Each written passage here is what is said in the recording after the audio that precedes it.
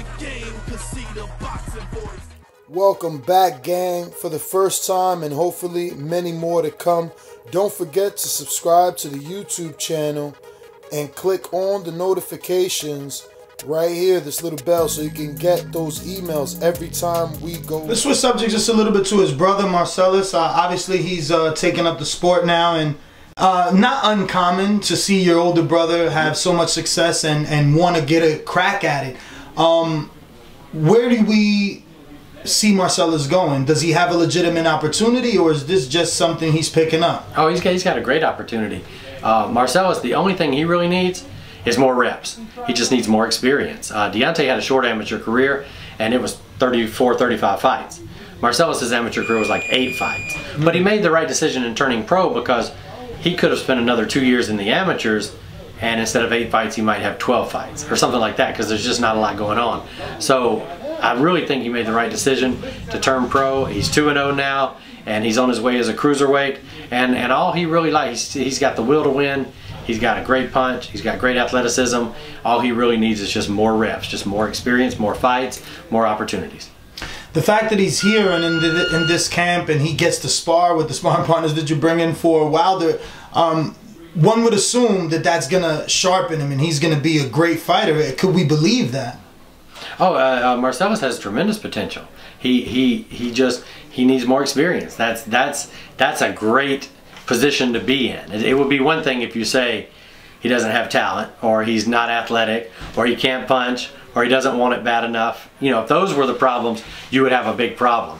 When your only problem is that you just need more of it, that's a great problem to have, because that's easy to fix. So how do we get him more? Just get him in the ring more sparring, more mitt work, more fights. I would love to see Marsellos have, you know, 6 or 8 fights by the end of 6 or 8 more fights by the end of 2019, so that coming out of 19 he's 10-12-0. And Deontay let us know last week that he plans to put him on the December 1st undercard. Any word on that? I haven't heard anything about about Marsellos being on the December 1st card. We expect he will be. We're preparing as if he will be, and we're just waiting to hear all the details, and when, you know, all that comes together, we'll know more hopefully within the next week or so. And your role in Marsellos' camp, are you the head trainer? Is Darius Hill the head trainer? Demarius Hill, Coach Cuz as he's known. Coach Cuz is his trainer, and my role in that is as an advisor. Okay. So my role is basically almost kind of just a guy that has been around boxing a long time, and just to advise him and help him any way that I can. So you're also advising and guiding Alfonso, right, who's here in camp. Just let the world know a little bit about him. He got his win over in San Antonio, Texas with you. Yes, we didn't get the, it was in Corpus Christi. We didn't get the win that we wanted. We were scheduled to fight Robert against Justin Jones. Justin Jones. Who has 21 wins, no losses, and 2 draws. And I think that fight would have got Robert a world ranking, which is what we were after. But Justin Jones pulled out of the fight, had an injury. So Rodney Moore stepped in at the last minute, 18 wins, 16 losses, but had only been stopped 1 time, and Robert was only the 2nd person to stop him, and Robert got him in the 6th round. Rodney didn't come out for the 7th round. So right now, Robert Alfonso is 17-0, and he was a member of the 2008 Cuban Olympic team. And it's kind of funny because we were in Trinidad at the same time Robert was there. We were in Beijing when Robert was there, but we didn't know each other. So it's kind of funny to think that we probably crossed paths several times and didn't know each other, and here we are working together.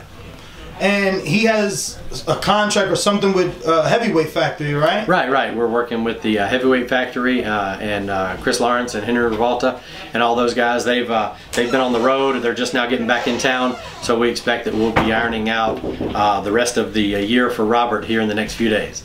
They have a few other heavyweights down there. Greg Corbin, who's been in this camp once or twice, and then a new African one. I was there in August. He's pretty tall. Okay.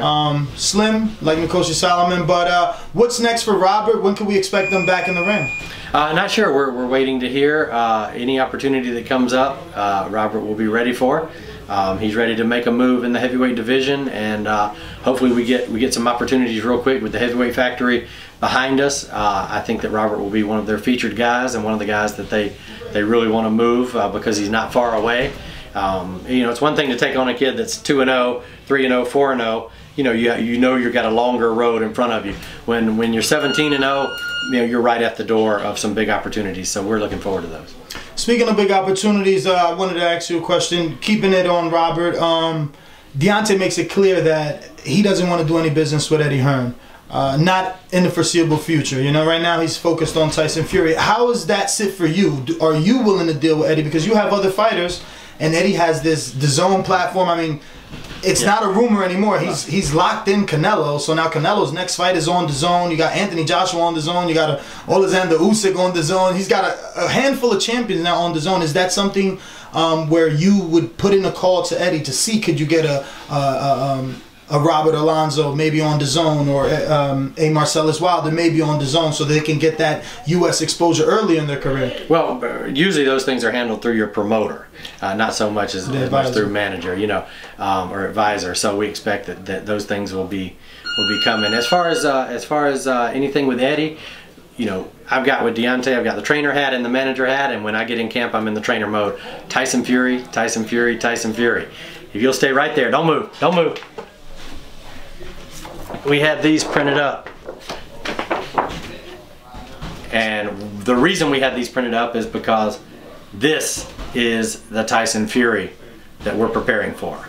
The guy that's the lineal champ, the guy that's in great shape, the guy that's ready to fight, the guy that beat Klitschko, the first to do so in over a decade.